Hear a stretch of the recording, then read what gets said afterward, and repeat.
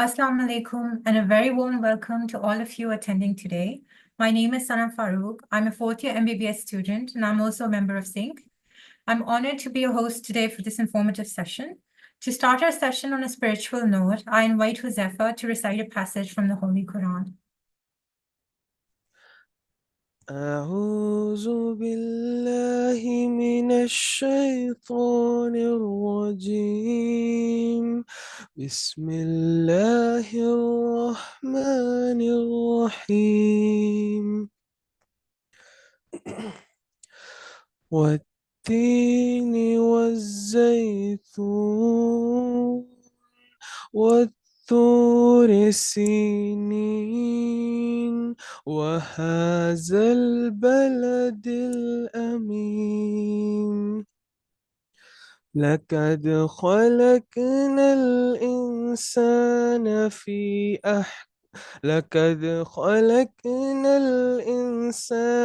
في أحسن تقويم ثم رددناه أسفل سافلين إلا الذين آمنوا وعملوا الصالحات فلهم أجر غير ممنون فما يكذبك بعد بالدين أليس الله بأحكم الحاكمين तर्जुमा शुरू अल्लाह के नाम से जो बड़ा रहम करने वाला और बातें सुनने वाला है। कसम है इंजीर की और जैतून की और तूरे सीनीन की और इस अमन वाले शहर की। यकीनन हमने इंसान को बेहतरीन सूरत में पैदा किया, फिर इसे नीचों से नीचा कर दिया। और लेकिन जो लोग ईमान लाए और फिर नेक अमाल किए तो हमने उनको अजर दिया जो कभी ख़त्म ना होगा। बस तुम रोज़े जज़ा को जुटलाने पर कौन सी चीज़ आमादा करती है? क्या अल्लाह ताला सब हाकिमों का हाकिम नहीं? सदक़ल्लाहुल अलीयुल अज़ीम। Thank you, Huzefa, for that beautiful and uplifting recitation. We are here today to delve into the United States Medical Licensing Examination, or the USMLE, focusing specifically on the step 1 and step 2 exams, which are essential towards becoming a licensed medical. It's the wonderful event today's event. So SYNCH stands for Solidarity Among Young Nation for Change, and it is an organization that's made up of medical students primarily, and it has grown to include over 60 medical colleges throughout Pakistan. Additionally, SYNCH is actively recruiting students and professionals from various fields with a mission to positively impact lives through education, awareness, and support. And now I'm pleased to introduce Aisha Seher, the National Head of Department of Education Department of SYNCH, and she'll be officially opening today's event. Aisha has been instrumental in organizing this session, and she will share a few words to set the tone for what promises to be an incredibly informative and inspiring session. Thank you so much, Sana, for such a wonderful introduction. First of all, I'd like to welcome you all the participants I'm very glad to have you guys on board with us in this amazing session. And I'd like to thank Usman Shirazi as well as Dr. Shahzeeb for joining us for this session. And inshallah ta'ala, you guys will get a very insightful session this evening. And I would like you all to clear all your queries because we have very amazing speakers on board. Thank you so much for the introduction, Sana, and now you can go ahead. Thank you, Aisha, for your introduction and also for setting the stage for today's discussion. So, and now it gives me great pleasure to introduce our first speaker, Usman Shirazi. Usman is in his final year of medicine at Ziauddin Medical University. Despite being at such an early stage in his career, Usman has already achieved the remarkable feat of clearing his USMLE Step 1 exam. And we've invited him today to share his insights with us because having recently navigated the complexities of Step 1, he brings with him the most current and relevant information, and that can greatly benefit all of us. Usman, we are waiting and looking forward for your presentation.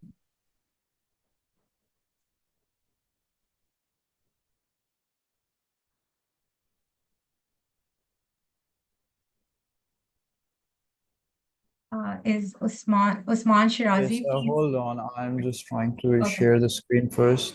Okay, sure.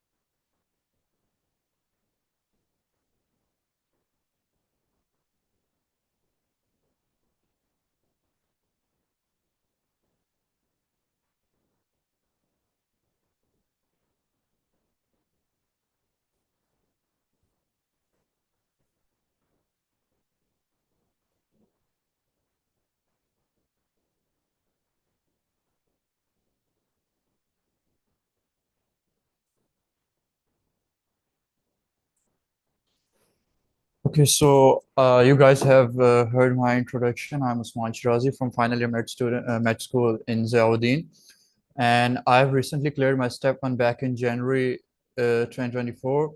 And here I have brought you some valuable and the recent information regarding the MLE and how to ace it and study materials and all of the objectives which have been listed on this device, this slide. Okay, so our objectives will include like what's USMLE, what's the exam structures, resources, and schedule, and how I've been able to achieve it in a very good way and in a very better way. Okay, so turn off slide.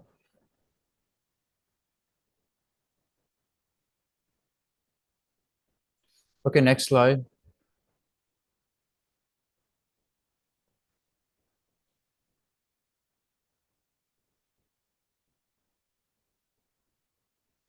Okay, so that's the basic information. What is a USMLE step one? It's just as all of you know that there are three steps regarding in order to clear the USMLEs for order to secure the residency in United States. And there are the three steps. And as far as the step one, you can like cover it after your 2 years or 2.5 years of med school, as far as we have cleared the basic medical sciences. And you can even make it after the graduation and whenever you want, but the thing is sooner the better, because the exam is like valid for 7 years, and like after like 4 to 5 years you'll be considered an old graduate right now. So it's better to, whenever you feel like you are able to ace it, so you should start studying for it. It's like basic exams, like it includes all the pathophysiology and not the like it's not too much clinical, but it's just include the pathophysiology, risk factors, causes, like histopathological slides, and not basically the management and other things like the protocols are not the main target in this exam. Okay, so next slide. Okay, how is the exam structure? Let me introduce you. Okay, so step one is a one-day exam. There are like 7 blocks, and one block includes 40 questions, and one block is of 60 minutes, like for 1 hour. You have 8 hours of the timing in your exam center, and like the 1 hour you have to adjust the break by yourself. And I would always recommend, and everyone recommends who have given the exam, like take break after every single block. Not try to do like 2 to 3 blocks in a single go. Just try to even get a 5 minutes break after a single block, but should do. And there are total like 280 questions, out of which 80 are experimental, which means like you don't know, sorry, like which means which are not being counted, as marks are not being counted. And those questions are usually like too vague for that. Like sometimes you feel like this question is totally out of course, this doesn't make sense. Some of them are even like the laboratory or experimental questions. So if you, even though those questions appear and you don't know, there's no common sense, it's just vague, don't be hesitated. Just remember that 80 questions are experimental questions, and you won't know which questions are going to be experimental, but it's usually an, an idea or general conclusion. The vague questions are usually the experimental ones. Okay, so, and the test is conducted in a Prometric Center, which are only located in Lahore, Islamabad, and Karachi.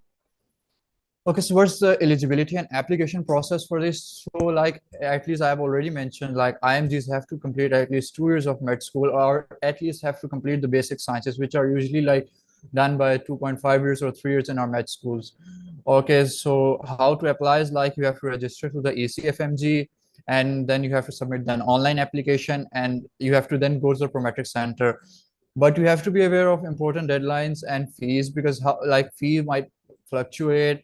Like recently they have been like trying to convert this whole procedure and lending it to the in-health, which will result in some like variation in fee and deadlines and the extension and the triads. I don't know about it, but let's see when they will convert it. But right now it's ECFMG, so stick with it. They were intending to convert or hand it all over to the Intel Health, but in January, but they didn't do it. So right now it's just ECFMG, and here we are going to talk about the ECFMG. Okay, so in the next slides, I have showed you the procedure on how to register it. Can you just display the next slide? Okay, so on the left, you see that you have to go and sign up for on this website for the ECFMG in order to create your profile. And on the right side, you can see then there's you have to go into begin new application. So for step 1, and there are the steps, there are those general information which you have to mention. Can you change the slide?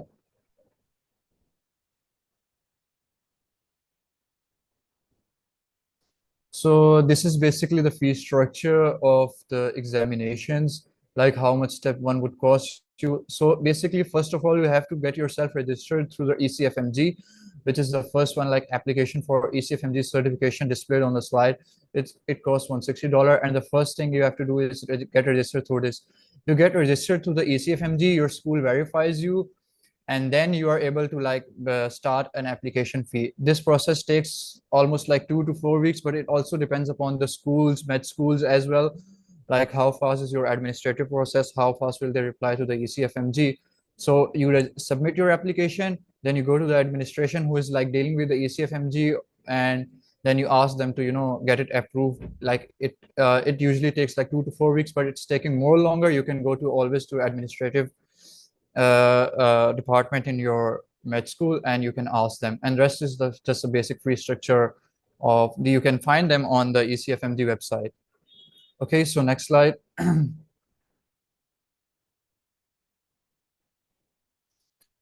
So study resources, this is a bit complicated thing. Like everyone has their own approach, own resources, but here I have listed you the most important ones and the crucial ones which people have been doing it right now. So first aid, as all of you know, it's a very crucial thing. Every line in the first is important. Like you don't even know. When I was doing it, like even a single line, they can make a big question out of it. So it's like you gotta memorize, not memorize, but you should know what's written in F8. Everything written in F8 is important. And now the second thing is UL question bank. UL, the first aid and the UL, everything in there is important. UL should be your main learning resource along with the FA. You should also look for the corrects, incorrects, whether if you have done the question right, but you still should look for the wrong questions. Why this isn't the right answer? Why I should exclude this? So everything written in UL is also important. Now the boards and beyonds, it's an old resource which I've done, but right now my junior fellows and what other my colleagues are doing is a boot camp. It's a very good resource. It's actually a free trial for I guess 7 days. Then I don't know exactly the fee structure. And in the boot camp, it's like it just opens the FA page and he just explains you what's written in the FA, just only what's written in the FA. So it's very helpful in that case. And besides, it also have its own question bank for that. So that's why bootcamp has been leading video resource for step 1 right now. And then Pathoma, all of you must have heard. It's a very important one. Like I think so the recent update is in the 2022 videos. You can get the videos along with it. there are videos for pathoma as well. So I will recommend to do it if you have time, but otherwise if you have the going through the boot camp and otherwise you will question bank, you can just read the pathoma. You don't have to watch the videos. But if you don't understand what's written in the book, you should go for the videos as well.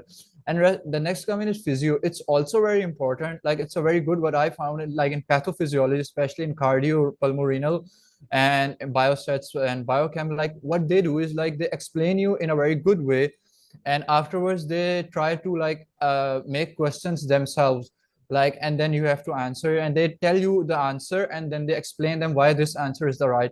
For is like, it's just if I can give you an example, it's like a candle, like you have to blow out a candle.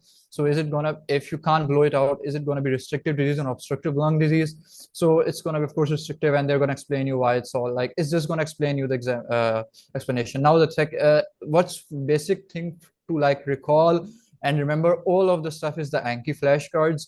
So Anking V10 I've used, I think so V11 is still free, and V12 and 13 are paid. And especially the afterwards, if like these are a lot, like Anking is a lot. If you don't have enough time, don't go for it. You can reminisce things either way.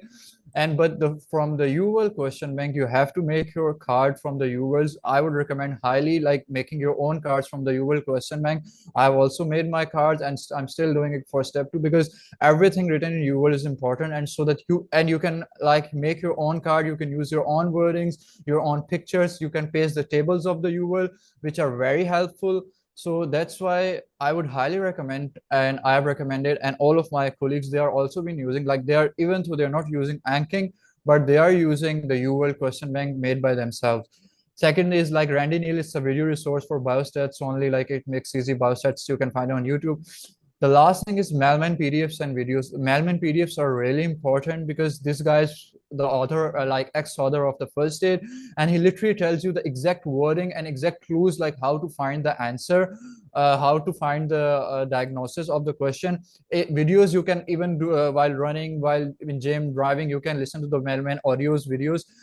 And PDF, which are very important, high yield PDFs are like I've already mentioned in the above slides. I'm going to tell you, if you can't watch the videos, at least do the high yield Malman PDFs, because that is going to help you ace the exam in a very well way. And because Malman what exactly tells you how the way they are going to ask you the question, he tells you the way the question will be presented, how the patient will present, and how you will like, what are the like basically like basic words to catch the diagnosis. So all of these resources are the high yield ones, especially Malman PDFs, Anki, and UWorld. Okay, so next slide.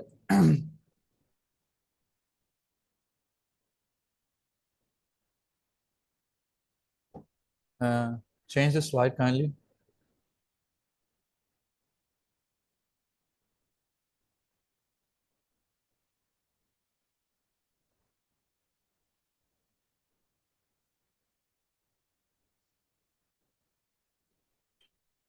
So the study strategies and the study approach is different for everybody. Like some people just go for like straight up doing the UWorld. Some people would not opt for first aid. Some won't watch the videos for it. And like everyone has its own and different approach for it. So it's like I've said, like it's flexible study schedule. But the thing is, how I used to do it, I'm just gonna tell what I have done. Okay, so it's actually some senior of mine. She also cleared the step 1 in her 4th year of med school. So she's told me I followed her approach. It was like no matter what happens, you have to complete 1 UWorld block per day. Guys, hold on.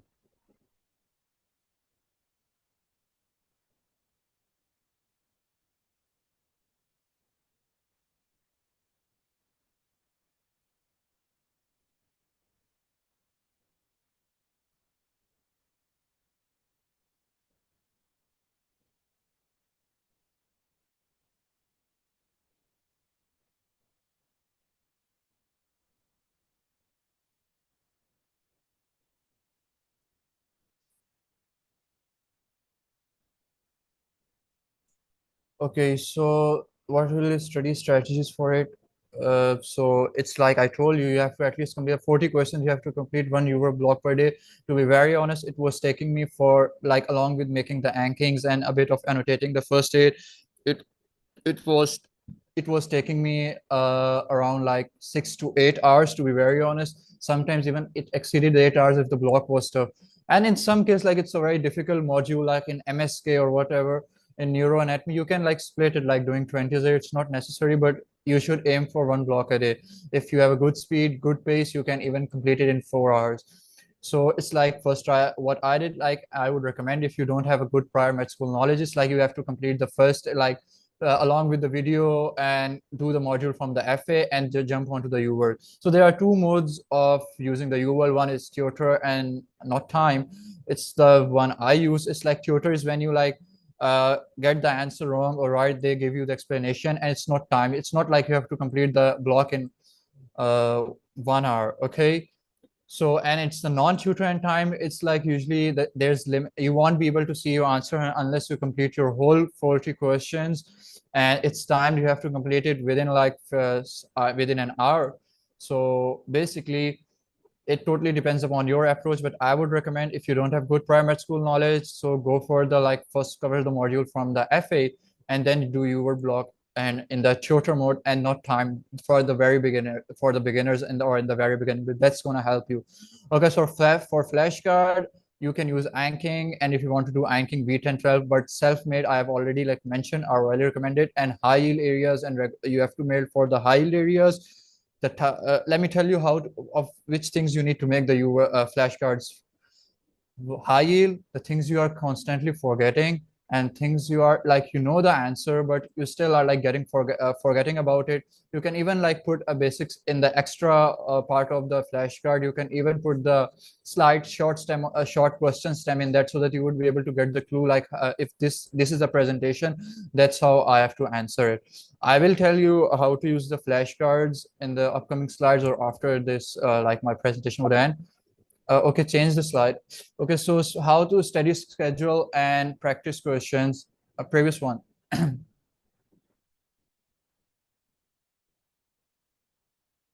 Okay, so you have to create, like I've already tell you, it's upon you, totally depend upon yourself, like how much time you have on when you are aiming to give the step one. So, okay, so, and can be done randomly. Like if you have covered all your modules, you can do it in a random mode. Otherwise, if you're not covered your module, don't try to be like, waste your questions in a way like, okay, let's go for GIT, I can do it. I haven't, like, if you know nothing about GIT, it's to stop. You should not be wasting your questions for that, especially because we are doing nowadays only one part of the FA.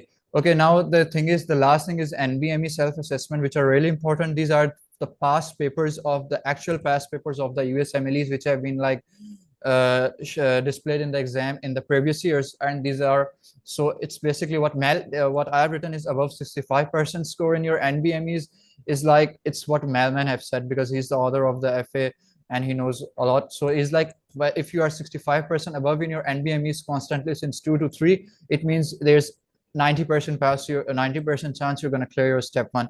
And don't go for NBME unless you're not in a dedicated period, because you are literally wasting your NBME questions. You don't know how much you are prepared. First, go cover your, once you are in dedicated period, means once you have covered your all modules, you are done with everything, and now you feel like you are like aiming for practice exams only, then go for the NBMEs. I have seen people like doing 20% UL and they are like, let's do the NBME, let's see where we stand. That's not the approach, and everyone everyone says that's not the approach, because you are like, you don't know where you stand if you are just like doing it without the dedicated period, or unless you're done with the FA. Okay, so my personal experience would be like, it took me 50 days. And how I started cardiology from FA along with the videos, renal, endocrinology, and pulmonology. Why I did these 4 modules? Because pathophysiology, pharma, and the risk factors, and there's like, you hepatorenal syndrome, whatever it is, like it's a lot alike. So if you intend to do cardio, like you completed the cardio from the FA and you're like, I'll just go for the I'll first complete the cardio from UL. So you are gonna also be like, there are many questions will be involved from from renal, endo, and pulmo. So I would always recommend, So that's my personal approach and my seniors approach. What we did, like doing cardio, renal, pulmo, endo first, and then jumping onto the UWorld, doing the first UWorld for first to these 4 modules in a timed in non-typed and tutor mode, and then afterwards, like I started like doing the GIT and other modules. Like first, for instance, I completed GIT and do the UWorld simultaneously. That's how I did. But for these first 4 modules, you have to do it first, and then you have to jump onto the UWorld. And just like make 1 block a day, and your own flashcards are your best learning resource from the UWorld. Next slide.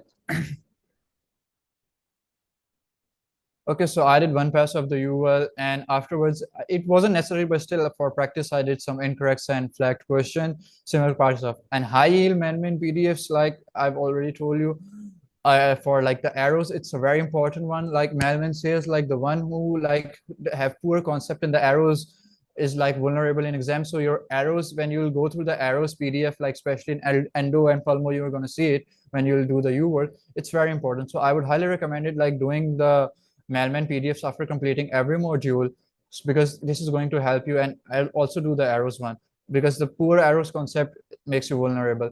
Okay, so afterwards I'm doing Mailman PDF. So I did the NBMEs, and NBMEs consist of 4 blocks, and those include 50 questions, not like the actual exam which include 40 questions. Okay, so you have to do the NBMEs like you are doing the real exam. Like for instance, like you have 1 block is for 75 minutes. After 75 minutes, I have to like take break for 5 or 10 minutes, not more than 10 minutes, because that's how my real exam is going to be. Try to sit in a setting, like sit in an environment which makes you feel like you are aiming for the real exam. So that's how you can do the NBMEs. And then at the last you do the free 120. It's like it's keep on getting updated. And the free 120 is like from the actual NBME side, and you have to secure almost around 70% in order to be safe side. And to is the MLE, like I personally had 71%, and my personal NBME scores were 65 to 69%. Yeah. Next slide. Okay, so that's how I'm also gonna tell you later on, but right in the question answers. But right now it's just like, in order to save time, you can just select the text on the UWorld question bank, and you can just simply drag onto the like add section of the Anking. If you know how to use Anking, I can also tell you later on, but you have to do it like that. Because you cannot copy paste in the UWorld. For the pictures and the tables, you still have to paste it onto the notebook of the UWorld, and then you have to put it on the Anking. But for the simple text, you can, whether it's basic or closed pattern, you can just drag it. Next slide.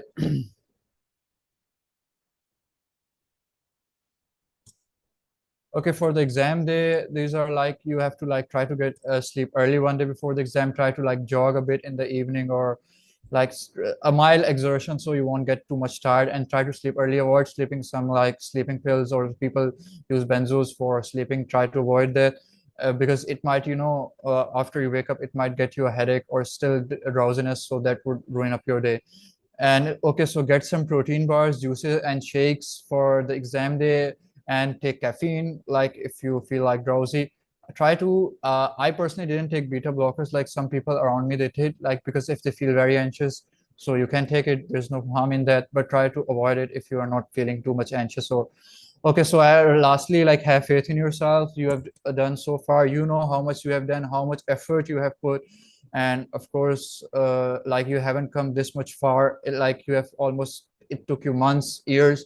So always like have faith in yourself, and try to like, even though the question goes wrong, don't worry about it. It's fine. 1 question goes wrong, 1 block even goes wrong. Like remember, there are 80 experimental questions. So don't worry about it. Those might not count. And try to get some break after every block, and reach the examination center 1 hour before your exam. And as far as I've heard from the colleagues and the seniors and the recent examiners who have given it, recent people who have given it, they are always like, it's always doable. You might feel a bit different, but it's always have been doable if you have gone through the step 1 properly. And the lastly thing I'm going to mention is, don't just try to skip things in order to just ace your exam, because the better you prepare for step 1, the easier it would be for you to jump onto the step 2. I'm personally doing like practicing for step 2 right now, but it's making a lot easier for me because I took the step 1 and I literally understood everything. So try to like understand everything and memorize and learn everything the step 1, because that's going to help you a lot in your clinical practices, in your house job, in your step 2 as well. Next slide. Okay, so here we are done, and thank you. If you guys have any queries, you can ask me on for that.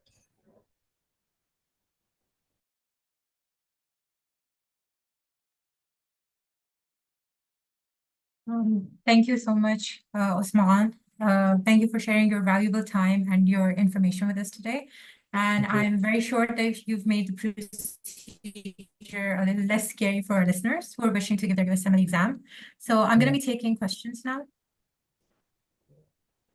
And Okay. you guys can... Okay, so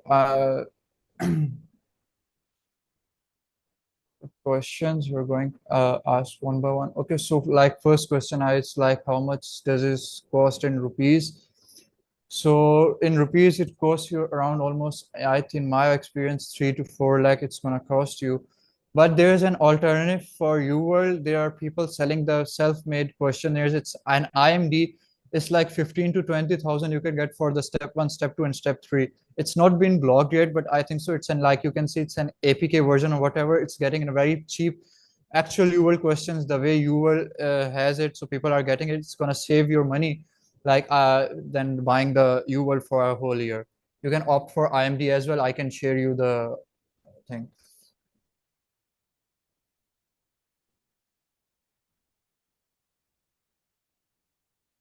Step 1 is pass fail. It's not the count. No marks are counting. Okay, so always try to apply almost 6 months before your exam, but you should also know that where you are standing. Are you able to complete your, because when I applied for the exam, I was done with the all modules and I was just doing basic pharma path here. That's why, but that's when I applied. I applied in October and I got the date for January, but right now getting dates is difficult. So that's why I also like look for the time. So for the first, if the guys are from the first year med school, I would highly recommend like doing it from the first year, because I'd wasted my 2 years in COVID because I wasn't able to study. I had no prior med school knowledge. You can like do the, like for instance, if you have, you are doing the cardio module in the school and you're studying the ECGs, you do the ECGs from board and beyonds or boot camp and use the flashcards from them, because if you start doing from the first year, you have 2 years to prepare for that, and your preparation is going to be superb. So yeah, for first year, it's a very good thing. For the weak background, it's like you can always watch the videos. My background was, to be honest, very weak. So it took me like almost 1 year. 1 year is fine, like people, but still you can get it done with the 8 or 6 years. It also depends, 8 or 6 months only. It all depends upon how much you can remember, how much you can recall.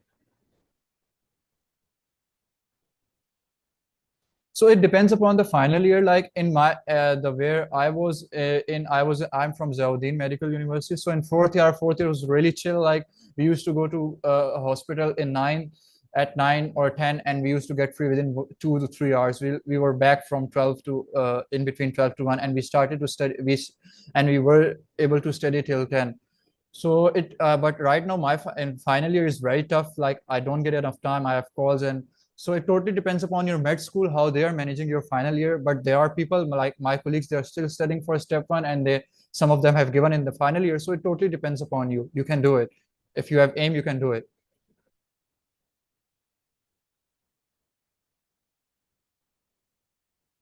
Yeah, it will, like clearing step 1 and step 2 and then don't follow the USMLE pathway. It won't like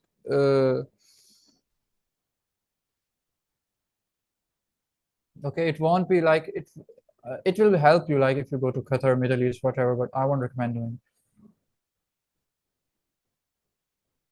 No, you can do observerships afterwards. It only depends upon your LORs. USCs are not important like that much, but if you get from Mayo and Cleveland, of course, that's going to be a big chunk in your CV. Kaplan is an old book, so you can't do it. Like it's expired. I think so. The last one was in 2017. No, you won't be able to do it after a final year prof, but it depends. Like some med school, like my prof will be happening in like December, so I will have 3 months till my graduation. So in that period, if till the graduation, you can do it before the graduation. So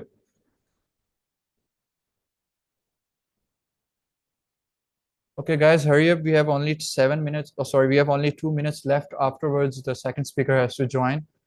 So we have to wind up with the questions. Yeah, videos from BNB 2020 is fine. No. While doing UWorld, you should focus on every wrong answer, right answer, not for only the educational objectives.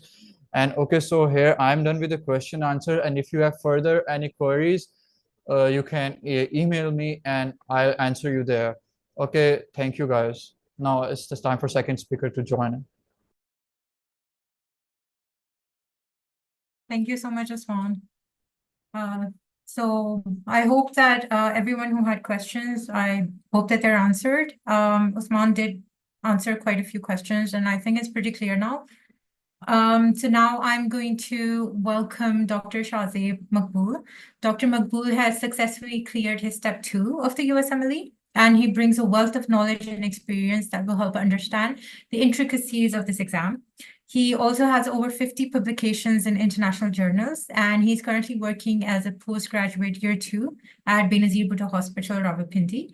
Dr. Maqbool, we are delighted to have you with us today, and please share your wisdom with us as well.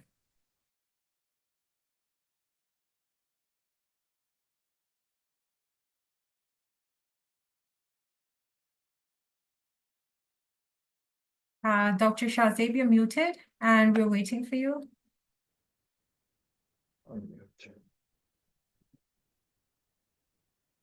I'm unable to see my, video. Can you allow me? We can see you, actually. Okay, thank you. I was unable to see myself. All right, okay. Can you hear me clearly? Yes, you're clear.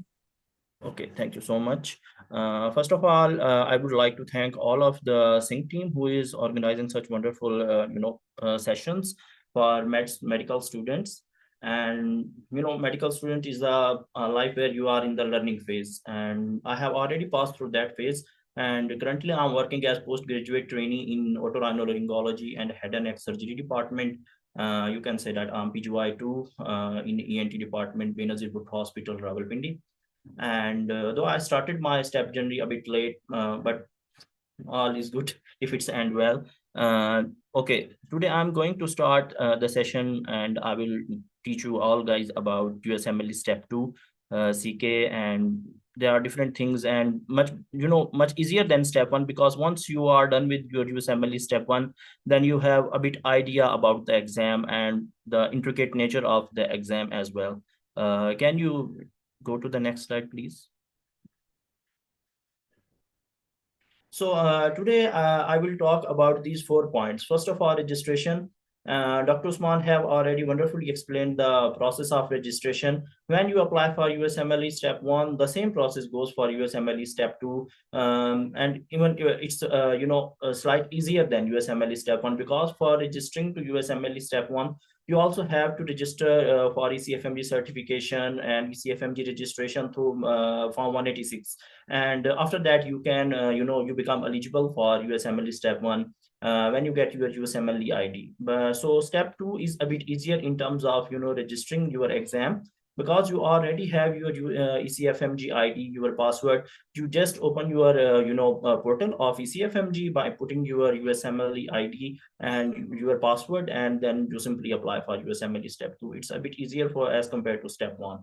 And the second thing is timeline, that how much time you should take to proceed for USMLE step 2. Step 1 is a bit difficult because it's a bit more basic type of questions, where you are mostly asked about pathophysiology and causes, risk factors, and everything is wonderfully explained in the first session. And I will basically talk about USMLE step 2, and timeline must be a bit short as compared to step 1, because you already are experienced person after going through the USMLE step 1. So the third point will be resources. What kind of resources you, I have four kittens in my room and they are messing around me. Third point is resources. What type of resources you should use for USMLE step 3 or step 2. And the last one will be the strategy, how you should implement those resources and how you should proceed for the, to complete your course and till the last day of your exam. Next slide, please. So here are the process of registration. Dr. Usman have already explained that when you apply for your form 186, after paying $160 fee for your form 186, then you will get your USMLE ID, and you can reset your password according to your desire. And after that, you will apply for step 1, and the same process is for USMLE step 2. But for USMLE step 2, you already have your USMLE ID and password, and from the last experience of your USMLE step 1, you can easily apply for USMLE step 2 online process. For that, you also have to same way go for OSS and IWA interactive web application, where you will apply for USMLE step 2 and apply online, then upload credential. Yes, this is a very important thing. I was not aware about this thing, that you also have to upload your credential as well when you are applying for USMLE step 2 as well. Because when you apply for USMLE step 1, ECFMG will ask you to upload your credential. Like if you are a medical student, then I guess a sort of dean letter is being uploaded. I graduated in 2021 and I gave my exam after graduation. So they asked me to upload my degree and my transcript as well.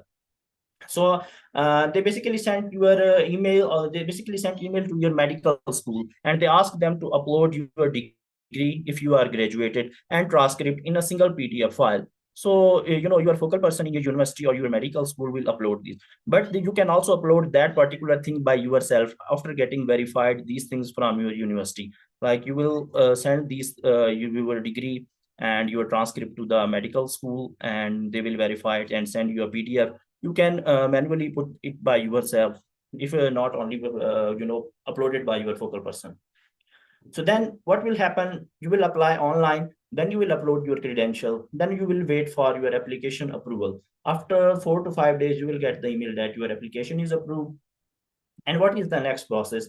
After approval of your application, after 3 to 5 days, you can easily get your permit to apply for USMLE step 2. After permit, you can take your intended date from the desired biometric center. Like in Pakistan, you can take test in Karachi, Islamabad, and Lahore. Next slide. So I have divided the timeline according to some undergraduate students as well as from graduate students as well. I don't know, most of the students, I guess, are undergraduate, and maybe some of them, some of you guys will be graduated from their medical school. So I will explain the timeline for each of these kind of students.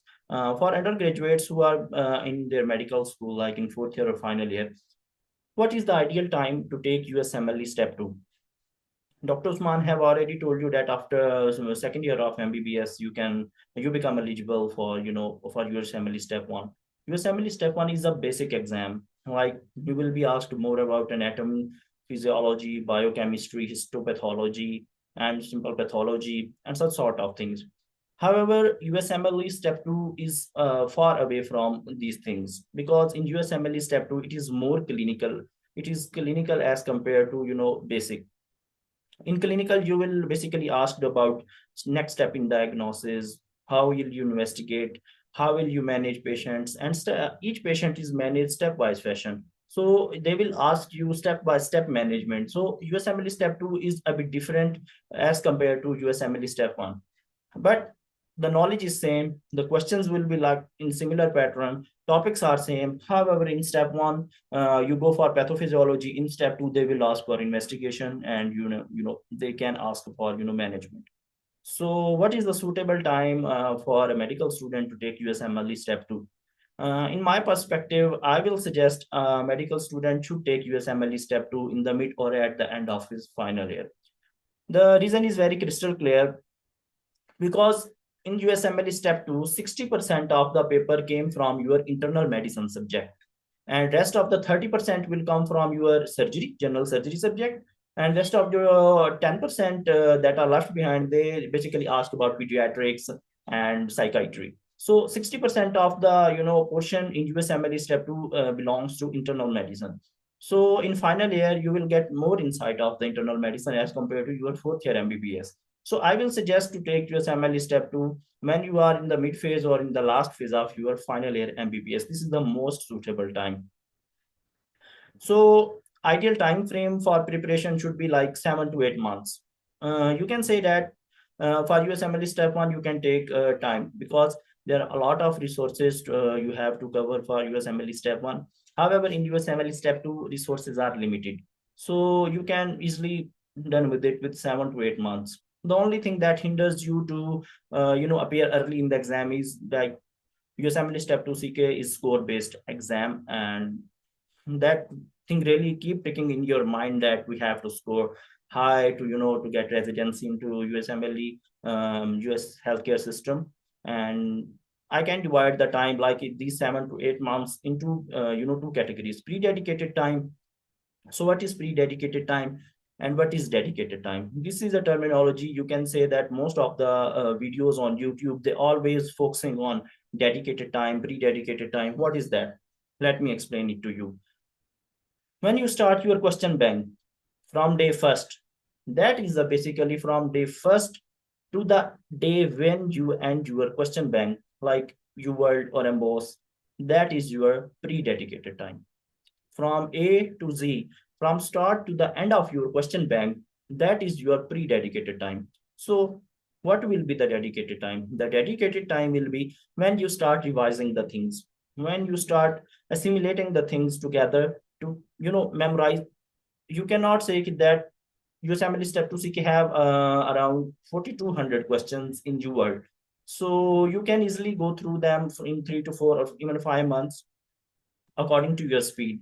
However, after that, you have to memorize the concepts. You have to learn the algorithms in USMLE step 2, that if the patient came to you with that complaint, what will you do in stepwise fashion? So you definitely have to go through the, your notes or your cards or these things.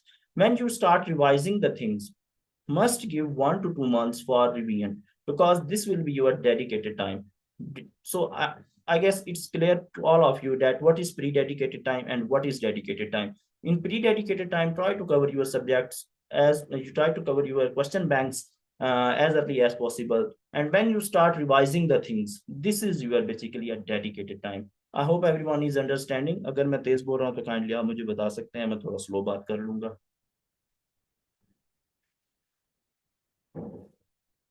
Okay जी, अब हम next slide पे चलते हैं.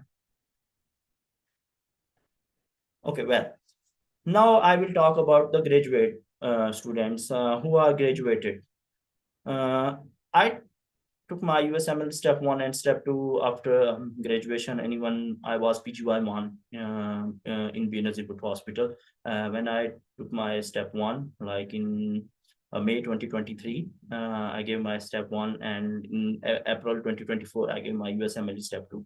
So there are different class of category like graduate or undergraduate. But for graduate people, USMLE step 2 is a bit easier, and particularly for those who have done with their house jobs, because when you are student, you definitely learn the things that are theoretical things. There are two different things. One thing is theoretical, one thing is clinical. Theoretical things you can easily memorize from your books as well. When you are doing with your final year, you go through the, I don't know what type of books you guys are using, but I will suggest if you are in final year and you are planning to take USMLE step 2, I will recommend a book. I don't know you guys will follow or not, but Step Up is a very good book because it will definitely help you out in passing your not only your final year MBBS, but also your USMLE step 2, because 60% of your exam came from internal medicine. And Step Up is the best book to deal with your exam, professional exam, as well as USMLE step 2. But the difference is only that undergraduate students have very good theoretical knowledge, but postgraduate or graduate students have very good clinical knowledge. And you will see in your USMLE step 2 that a lot of questions, they need your decision power. Like when you are done with your house job, you will have definitely grip on those questions. Like if a patient with pneumothorax came to you, pneumothorax also have different types of And also it depends on the size, that at which size you are going to treat and what kind of treatment you are going to give. So you will learn all these things in your house job, that you have what you do when a patient develops pneumothorax. So there are different kind of clinical things that you will learn in your house job, and you can definitely implement on your USMLE step 2. If you are graduate, I will suggest to do house job so that you can get a good insight of the clinicals, and appearing in USMLE step, then it will be easy for you to deal with it. So what will be the time frame for graduate students? For graduate students, I will recommend 5 to 6 months are more than enough. If you are I was doing my residency, I have to do OPD, I have to do my surgical floor, and I was supposed to do calls and these things. So it was difficult for me to find time. Like on normal routine, I came from my ward like at 3 p.m., taking 2 hours sleep and then start studying again. If you are not after post house job, you are not doing anything and you are not in the training process, then you must give your time, proper time, 5 to 6 months. I completed my USMLE step in 8 months. You can easily judge the reason. So for those who are just dedicated to study for these 5 to 6 months, then I can easily say that 5 to 6 months are enough for you to done with your USMLE step 2. So for graduate student, I will suggest they must go through the question bank in 3 to 4 months. Either you want to make your notes from those question banks, and either you want to make your Anki cards from the question bank, but you have to complete your question bank in 3 to 4 months. And then there will be the time for VN, that will be 1 to 2 months. I will tell the resource from where you have to revise and how to revise. It is basically a subjective thing that everyone will have his own timeline, everyone will have his own method of revising things, and everyone will have his own resource that he will rely on.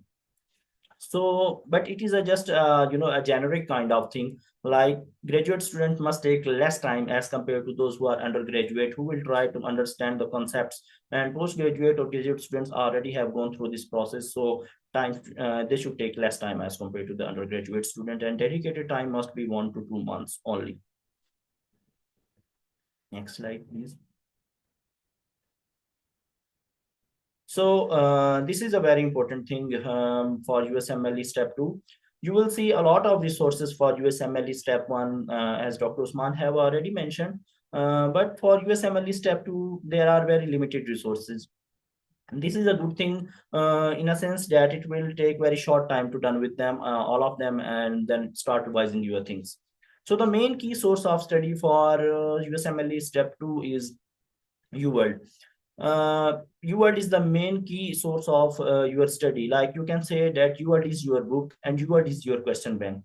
Go through the whole UWorld and cram it. You can say cramming is very important, because in USMLE step 2, you will have different algorithms of each disease. Like there will be severity of disease, and you will have your management according to the each level of severity. So they are basically represented in the form of algorithms and flow charts. So you have to cram those things as well to score high in your USMLE step 2. So first of all, I will tell you all the resources that are mainly used in USMLE step 2. The main resource is your UWorld.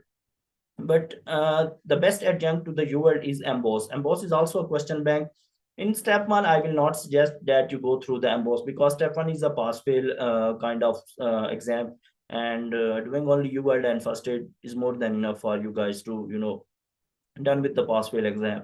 But if you are going to appear in a score-based exam, then UWorld along with Emboss, that is the must thing. I will tell you my strategy as well, and I will tell you the general strategy that most of the people are following for USMLE step 2. So the first source is UWorld, the main one. The Emboss is also a sort of main resource along with UWorld. So the third thing is Divine Intervention podcast.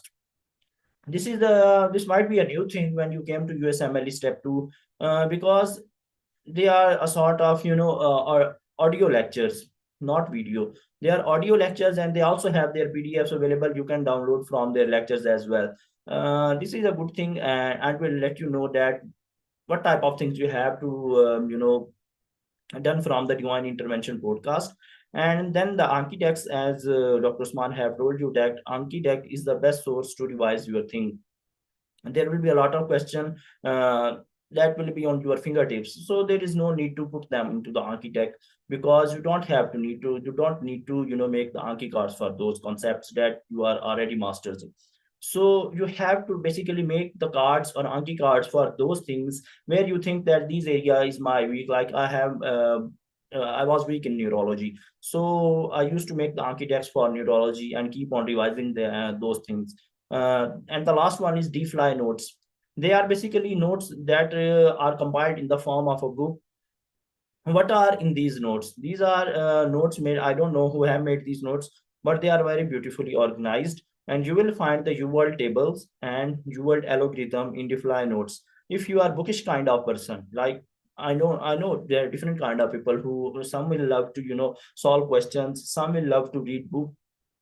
If you are bookish kind of person, the best source for revising the thing will be D-Fly notes. But if you are question kind of person, like you want to solve questions, then you can make the Anki decks. You can copy paste the whole question from UWorld and then put that into your Anki decks and keep on solving those weak areas. So if you are a question type of person, then you can use Anki deck for that purpose. And if you are bookish kind of person, then D-Fly notes is the best for those people. So these are the different sources. Now I will tell you the different techniques that worldwide people are following, and what is good and their pros and cons. I will tell you one by one. Please, next slide.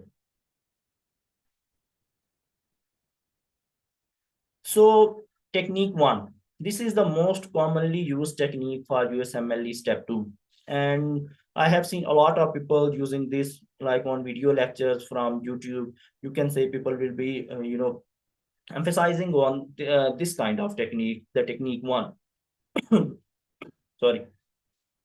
In technique 1, you basically start your UWorld as the main source. UWorld is basically the main source, and you start with the UWorld, done with it, and after that you start emboss. Most of the people like to do emboss as as main question bank. People really are doing the emboss as their main question bank as compared to UWorld. But I will suggest doing UWorld is a best strategy, because UWorld has some a difficult kind of questions. There is less likely that you will see some questions similar to UWorld in your actual exam. But UWorld prepare you for the difficult things. So that's why I rate UWorld high as compared to emboss. But in actual exam, you will see that most of the questions are in the pattern similar to the emboss asked in his question bank. But UWorld prepare you well for the difficult situation as well. So must do UWorld. And the best technique that worldwide is followed, that is complete your UWorld question bank. After that, give some time to emboss. You don't have to do emboss completely according to technique 1 that is followed worldwide. You just have to do the ethics portion and quality control questions from emboss, followed by divine intervention podcast. Podcast is a sort of audio lectures from where you have to cover some limited kind of topics like vaccination, screening, geriatric kind of questions, and some risk factors related to different disease.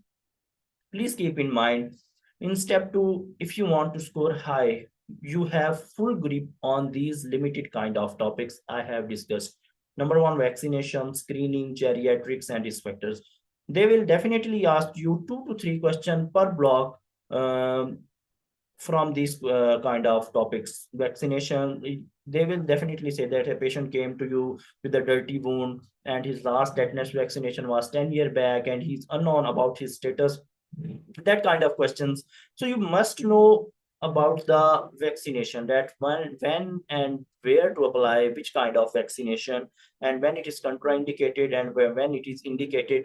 You must have the full grip. And similar for screening, that at which age you will apply which kind of screening. And similar for geriatric population, like in old age, what kind of screening should be performed, what preventive measure you should take to prevent the old people from getting any sort of injury, and similar for risk factors. So you will do these topics from divine intervention podcast, and doing all these limited topics will merely take 3 to 4 hours from Divine Intervention podcast. So you can do after you have completed with your USMLE completely, and only ethics and quality control question from MBOS. This is the technique one that is most commonly followed. Do complete UWorld, then you will do, or you can, take 1 to 2 days from MBOS doing ethics and quality control question, and you can 1 day for podcast to listen these limited topics. So you are done with your preparation. Then next thing come is how you revise thing, how you go into your dedicated period. I will explain that thing in the upcoming slides as well. So the technique two is you do your UWorld plus emboss library. Most of the people do that. They complete their UWorld question bank, and to enhance their knowledge, and they don't do emboss question bank. They do emboss library.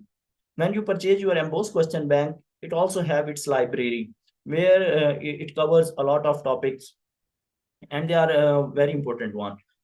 So this is the technique too. I guess this is less likely that people don't have time, to complete the emboss library and UWorld question bank and then defly notes.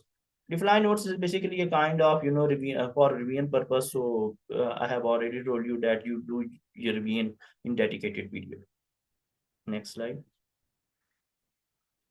So the technique three is you complete your UWorld plus complete emboss. If you have enough time and you have enough speed to complete your UWorld, you can definitely complete your emboss. Emboss is a very good question bank. Most people they try to do a second pass of UWorld. I will not recommend you that you do second pass of your UWorld, because doing again and again the same kind of questions will create a sort of bias, and it will basically not judge you and your knowledge. But if you have completed your UWorld once and then start emboss, you can take emboss as your assessment tool when you are done with your your UWorld. So I will recommend, if you want to do both question bank, then no need to do second pass of UWorld. Just go for emboss. Complete the emboss question bank as your revision tool, because 90% of the concepts being tested in the emboss are same as being tested in your UWorld. So definitely when you do your emboss, you are basically revising your UWorld concepts as well, but in the different form. And believe me, it is the truth that the actual exam looks like emboss as compared to UWorld. You will hear that thing from many people that exam looks like emboss. So it's my personal suggestion to all of you that complete your UWorld once, then do emboss as your assessment tool. So in this way, you will learn and you will assess your preparation as well. In technique 4, people do UWorld plus first pass, UWorld then wrongs on second pass plus Anki deck. This is also a good technique, but still I'm in favor of emboss question bank, because a lot of questions in my exam were basically they were from emboss. So I will suggest that only doing UWorld, then it's emboss, and then Anki deck. It will definitely cover your 70 to 80% of your course, but for rest of the 20% you have to do emboss. And the fifth technique is UWorld only, then UWorld wrongs, and then UWorld notes. It's basically, this technique is revolving around only UWorld, and people used to do because they don't have time or they don't want to waste their energy on other question bank. Next slide. So what I did, this is my experience. I was having a timeline of only 8 months. I was doing my residency training. I was having call on every 4th day, and also I was supposed to do my OPDs and surgical floor as well. So I took 8 months to do, but from the day one, it was like a dedicated time for me, because after destroying my whole day in my ward and then coming back to the library and start studying, and that too in the tired condition, that was basically from day one, it was a dedicated time for me. I completed my UWorld system wise. Some people try to do random UWorld. Don't do random UWorld. People may disagree with me, but don't do random UWorld if you are weak in your concepts. Because when do random UWorld, The first question will be from cardiovascular. The next question will be from neurology. The next one will be basically from gastrointestinal system. So how will you build your concepts? I have never been able to understand the logic behind those saying that do random question bank, because how will you build your concept if I'm going in a particular system? If I'm going into the cardiovascular system, then from A to Z, I will go through the whole concepts of cardiovascular rather than like first question of cardiovascular, then GI tract, and then renal. This will not assimilate concepts in my mind. This is my strategy. I know people may disagree from me, but I suppose you should do system-wise UWorld. UWorld is your learning tool. It is not your assessment tool. So please try to do UWorld, or you can say that after completing your UWorld, you can do emboss in random fashion. But please try to do UWorld in system-wise fashion, because it will create or it will build up the knowledge or concepts inside your brain. So is emboss useful? Definitely. I will recommend emboss is very essential for USMLE step 2.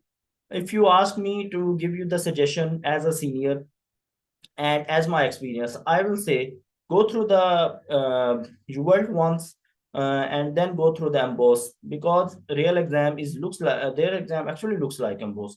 Go through the UWorld, then go in system-wise fashion. Then you can do emboss in the random fashion, because you have already made your concepts and you have already built your foundation from UWorld. So doing emboss in random fashion, it will cause no harm to you.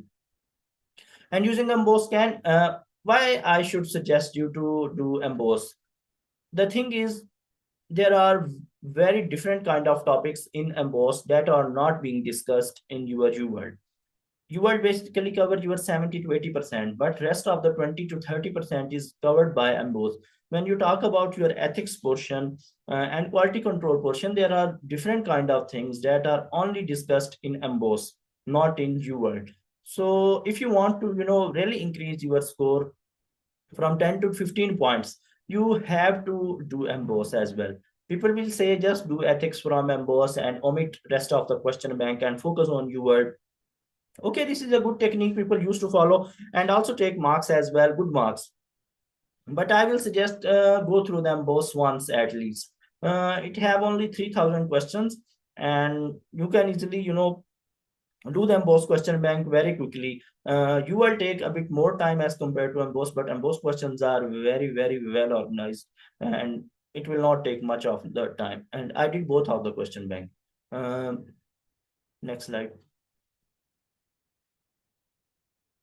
So what are the frequently asked topic and how to tackle them? The reason why I put it these particular topic in that slide, so that I just want to emphasize that vaccination, screenings, quality of healthcare measures, and different type of biases like anchoring bias and different biases that you basically study in your Hawthorne bias and selection bias. And these are different kind of biases that are being asked in USMLE step 2. You can say that in USMLE step 1, you will never see any question related to vaccination or screening, and similar for quality control. And you can see some questions about biases in USMLE step 1 as well. But in USMLE step 2, these things are very, very, very important. You can go through these topics from Divine Intervention podcast. Different type of biases are already wonderfully explained in emboss. If you want to, strengthen your ethics portion or quality control portion, I will suggest you that you guys should go through the emboss library for ethics portion. You can do the whole question bank without going through the library, but if you really want to do you want to have grip on your ethics portion and quality control portion, you have to do your emboss library for that particular topic. When you go through that particular topic in from emboss library, it will definitely help you out in your exam. And they are just 30 to 50 pages from emboss library related to ethics question, and they were very, very helpful, because most of the ethics question where people used to lose their score, they came from emboss, and that to the ethics portion. And I really did well on these questions, and alhamdulillah I scored 260 only because I was good in these topics, because I focused, because one of my senior also told me please focus on these topics because they are gonna change your graph in marks. So I will suggest to do these topics very, very, very well. They will create the difference in your actual score. And please try to focus on these. From vaccination and for screening, you can go through Divine Intervention Podcast. For quality control and biases, you can go through the embossed question bank or embossed library. Next slide. So here is the exam pattern. Like there will be 8 blocks, each having 40 questions, except for the block having abstract in it. So the different thing in USMLE step 2 is you will see different kind of questions, like sequential question, that in one question they will ask that a patient came with this sign and symptom and this and that. What will be your diagnosis? Or they can ask what will be the investigation you will do. So in first question, you will select the type of investigation, and then you will select next. The previous question will be lost. Then you will not go back into that question. Like if they are asking about any pulmonary disease and I have selected that, I will go with the option of pulmonary function test for that particular patient. So when I will click next for next question, then start of the question, they will say that, yes, we have done pulmonary function test. Then how will you manage? So like they are sort of question where you can know that you have corrected your last question or not. Like when these questions are called sequential type of question, they are 1 to 2 questions, sequential kind of question in each block. So there is no need to get panic if you get it wrong, because when you select the investigation and it's wrong when you came on to the next question, because in next question they will tell you that in previous question you did that particular test, and it may be wrong, it may be right. So don't panic during exam, it will definitely impact your performance overall. So in exam pattern, 8 blocks, 40 questions, and then there will be 2 blocks in your exam where you will encounter abstract kind of question. You might have gone through the research. In research, there are different kind of abstracts. Similar kind of abstract do appear in USMLE step 2. They are just 2 abstract in the whole paper of USMLE step 2, and each abstract have 3 questions, and you have to go through all these kind of abstract, and then you have to solve these 3 questions.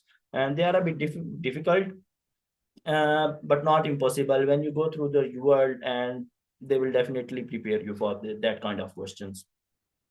Abstract block will have less than 40 questions, because for that particular abstract there will be 3 questions. So if you have 40 questions in a normal block, in abstract you will have 37 questions. The 38th, 39th and 40th question will belong to that particular abstract.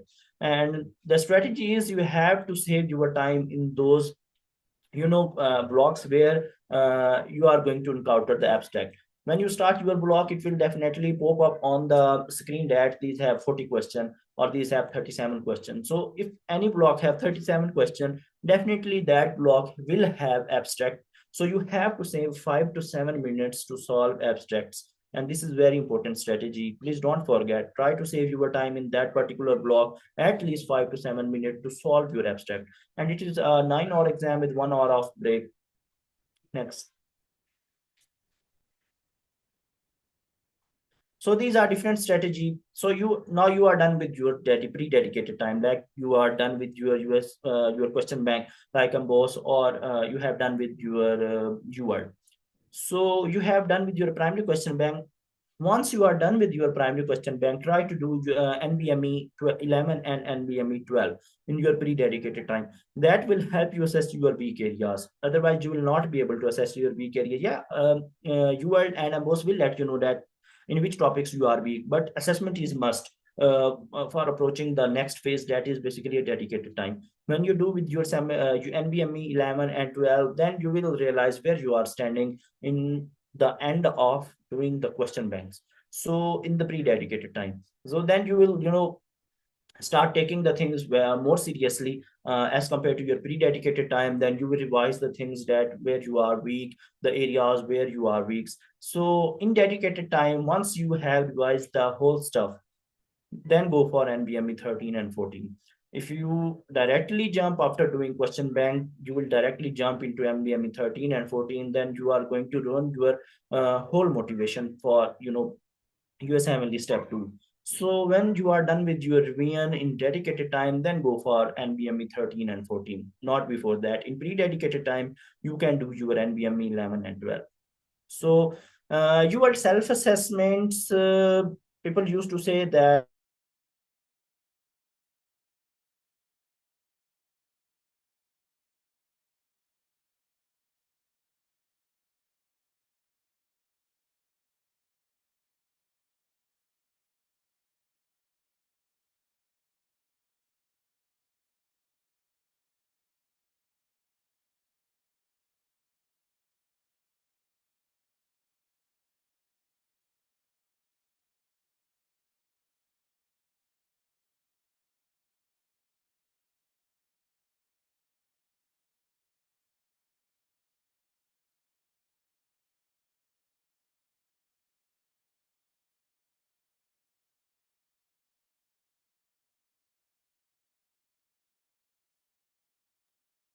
We seem to have lost Dr. Usman Shirazi. I think he's trying his best to get back to us. We're going to get in touch with him, so please wait patiently for a few minutes.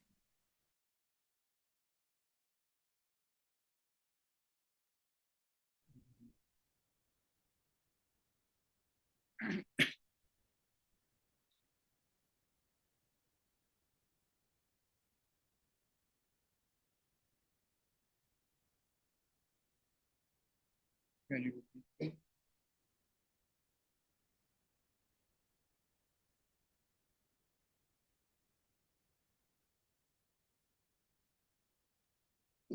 So it seems to me like something is going on with Dr. Usman's issue, like connection, No, internet. actually, So, sorry, I'm fine with the connection. Dr. Usman, are you still here with us? Yeah, I'm still here. Oh, okay. Oh, no, wait. I'm sorry. I meant Dr. Shazir.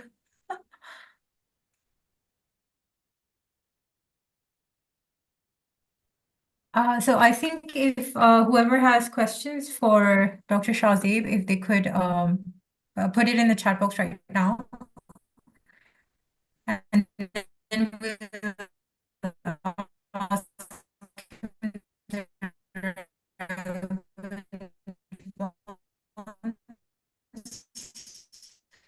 I think it will save time.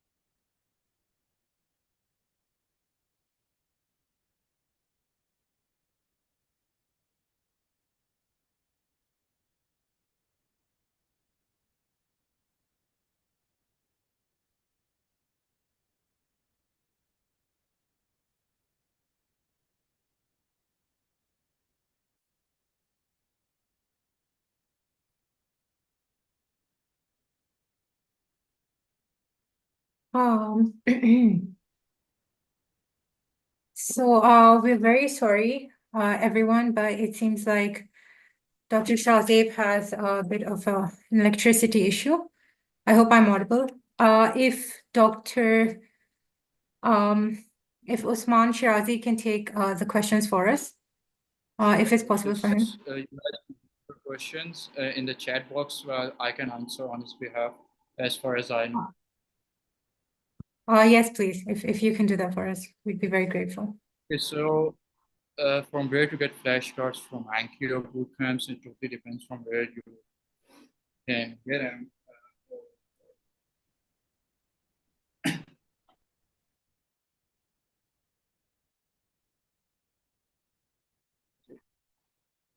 Okay, so it's like where to get flashcards is from, you can get from, there are not, I don't think so boot camps have their own flashcards. It's better to get for self-made cards from the UL and do the anking if you have time, but don't go for the anking if you don't have time and you can memorize things easily.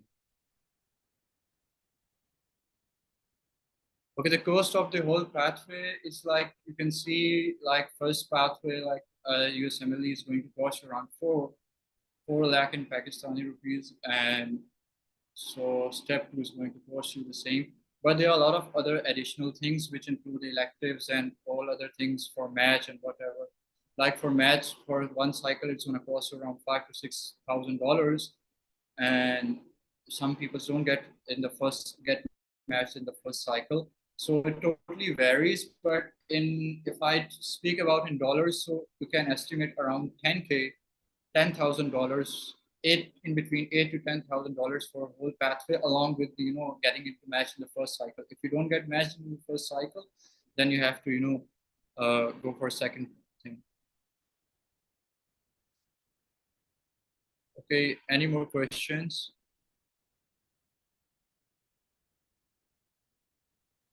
There is no house job directly in the United States. Some people just after, even though they haven't cleared the step 2, they go for postdoctoral research. It's like research position, which is sometimes paid and sometimes unpaid.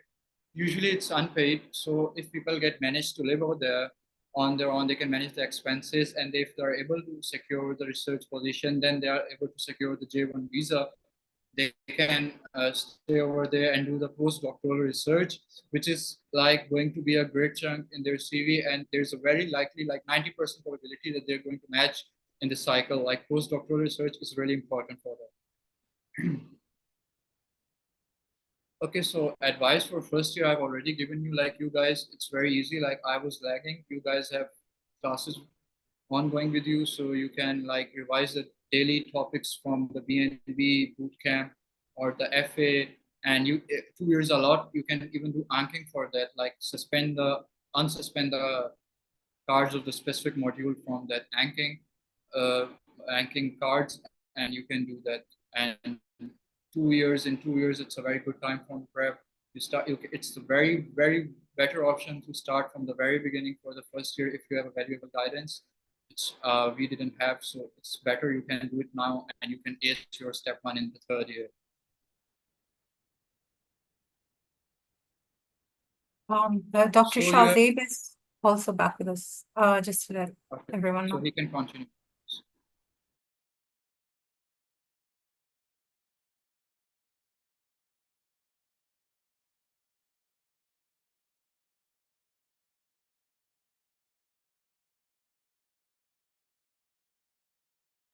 Dr. Shahzeb, we're waiting for you.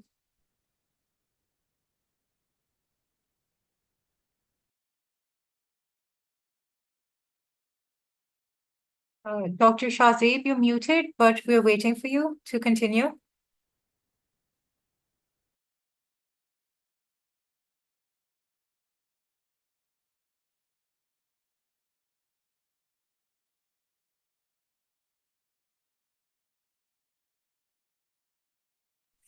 Can you guys hear me? Am I audible? Yes, Sana, you are audible. Dr. Shahzeb, you are muted. We are waiting for you to continue with the session.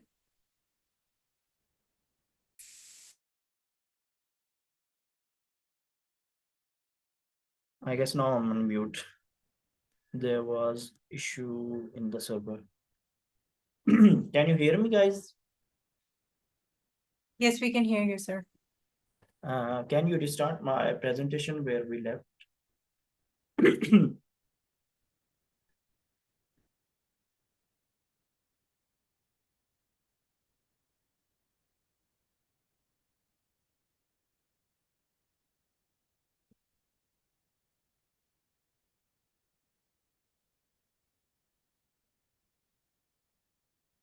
Uh, Okay, we were on these strategies like what should be followed. In pre-dedicated period, you have to complete your question bank and you have to assess yourself through NBM 11 and 12.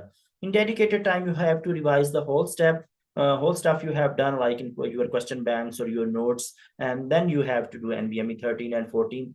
You will get good score in that, and that will definitely boost your confidence. I suppose more than 70% in NBME 13 and 14 is an excellent score to appear in your USMLE step 2. So your self-assessment, yes, we were on that one. That your self-assessment, I don't think it is very much predictive. Because when I personally took your self-assessment, the question in actual exam were far away from your self-assessments from your. The best predictor, I suppose, was free 120. In free 120, I scored 85%. 3 days before my exam, and my I think score is also following in the similar kind of percentile. So for me, free 120 was the best predictor, but try to do the free 120 in the last week before your exam. Next slide.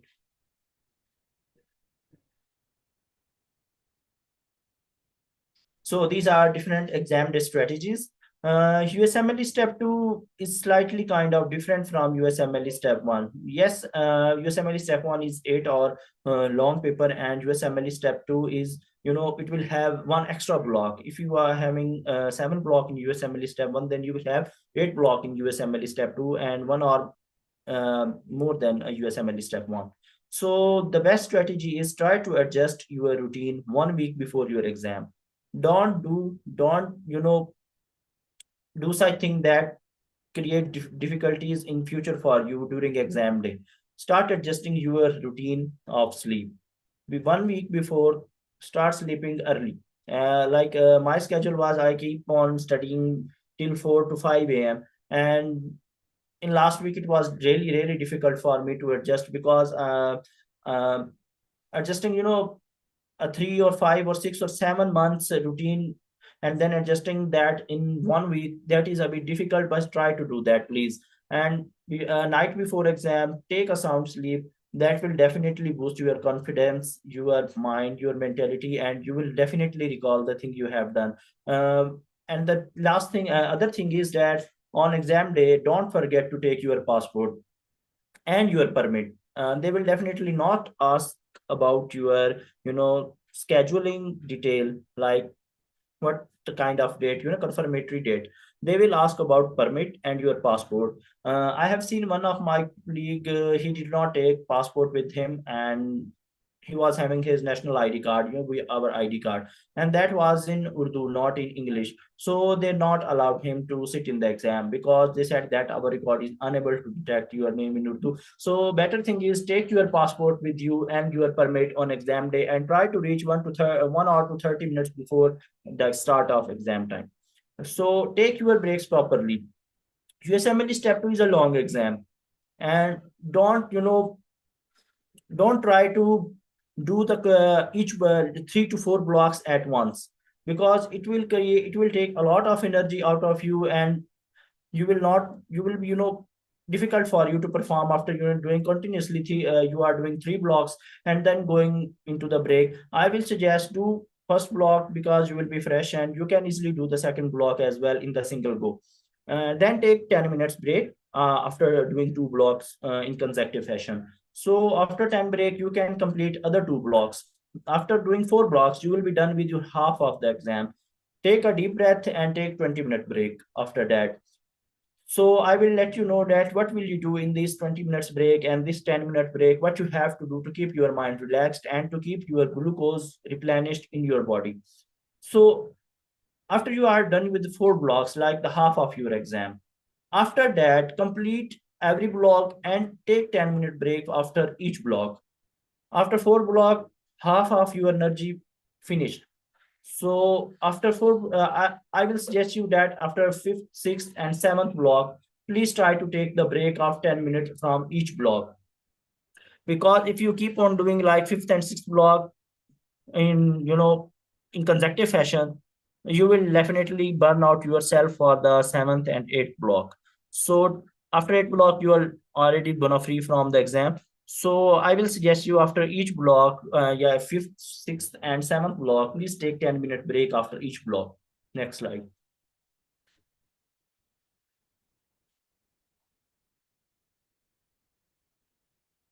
Next slide, please. So take some good stuff to eat during breaks. So protein bar, please avoid chocolates, because when you eat chocolate, there will be a lot of, a burst of glucose in your body. Then you will counteract, your insulin will counteract and you will crash yourself. Don't use chocolates. People used to do that. It is an instant source of glucose, but please avoid chocolates, because I have seen people doing this thing. Try to use protein bar. Try to take energy drinks like Sting with you, because after each break, use 1 protein bar and 2 to 4 sips of energy drink as well. And you can take the mini sandwiches and some hot stuff like tea and coffee as well. Some people are addicted to tea during their study period, and please do take the tea as well or coffee with you during exam. The best thing is use protein bar, energy drink, and you can use the mini sandwiches as well. Keep your glucose replenished. I will bet, I assure you that you are gonna wonderful throughout the exam if you keep on replenishing your glucose level throughout the breaks. And this is a very good strategy. Unfortunately, I was unaware of this kind of guideline in my USMLE step one, and when I came back after giving the exam, like outside the prometric center, I was thinking it was a severe kind of headache, like there's sort of hemorrhage in my brain, because I just used 1 chocolate and you can say half a cup of tea. Uh, so I was literally unaware that what to take and what to eat and how to eat and in those breaks. So please avoid these mistakes. Take good food with you and utilize your break time while eating things. Please, next slide.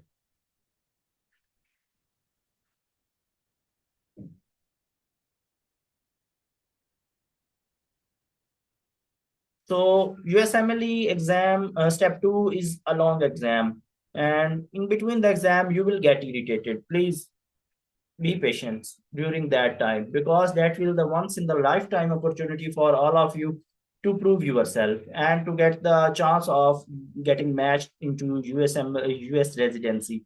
So don't demotivate yourself during exam. Be patient, be resilient, and stay strong and stay confident. Inshallah, after doing all that effort, studying different kind of question banks, different kind of strategies, applying and notes and all this stuff, you will guys inshallah make it. Best of luck from my side who are going to appear in USMLE step 2, and from the team you can definitely get my number or my email as well. I can personally contact if anyone want any kind of information about USMLE step 2. Thank you.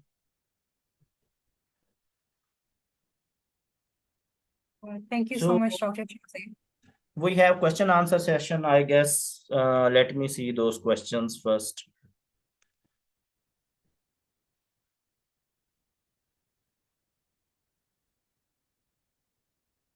I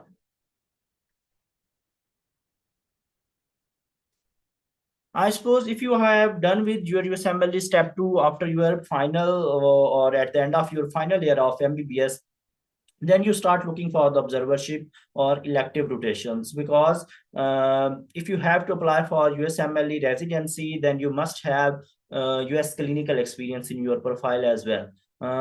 In the medical school period, you will also have enough time to do researches and getting data from your hospitals, affiliated institutions. So I will suggest that along with doing USMLE step 2, step 1, you will go for ECFMG certification Yeah, first let me explain step by step. If you have done with your USMLE step 2, then you will give OET. And after giving the OET, you will apply the pathway, and when the pathways will open, and you will get ECFMD certified. So in between this process, you can work on your research profile. You can work on your volunteer experience. Please keep the thing seriously. Take this thing seriously, because your publication record, your presentation, don't miss any opportunity of presenting your work, presenting papers or oral presentations, and giving lectures, and try to inculcate these things into your CV. Work on your research profile. Try to find elective rotations or observership in United States, because these things are very important. And the thing there, program directors basically focus, these things are volunteer work, because they try to judge you overall, not only on your score. Because one person can have 270 score in USMLE step 2 with zero research experience or zero volunteer work. So they will try to take 250, or even they try to take the residents who are even in 230s, but with good other profile as well. So I will suggest you to work on your research profile and elective rotations and volunteer work as well. Any other question?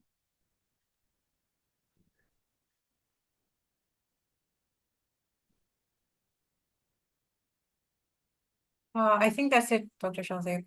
Thank you so much. Okay, thank you. So thank you so much, Dr. Maqbool, for your detailed and insightful discussion on step 2 of the USMLE. The strategies that you've shared with us are going to help us navigate our studies more effectively, and hopefully we'll approach the exam with greater confidence.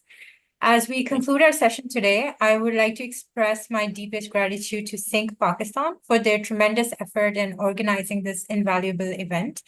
And I would also like to extend my heartfelt thanks to our distinguished speakers, Usman Shirazi and Dr. Shahzaid Maqbool, for sharing their time, insights, and experience with us. Their guidance has provided us with a clearer path for our USMLE preparations. And thanks to all the SYNCH members who've worked hard and diligently in the background to make this session possible. And finally, I want to thank each of you, the participants, for your participation and engagement. Your presence has made this session a success, and I hope you leave with a sense of purpose and motivation. And we also look forward to seeing you in future events. Our next session for the USMLE is going to be on electives, observership, match criteria, and resume buildup. And also, please fill the post-evaluation form after this session. Thank you and best of luck in your studies and future endeavors.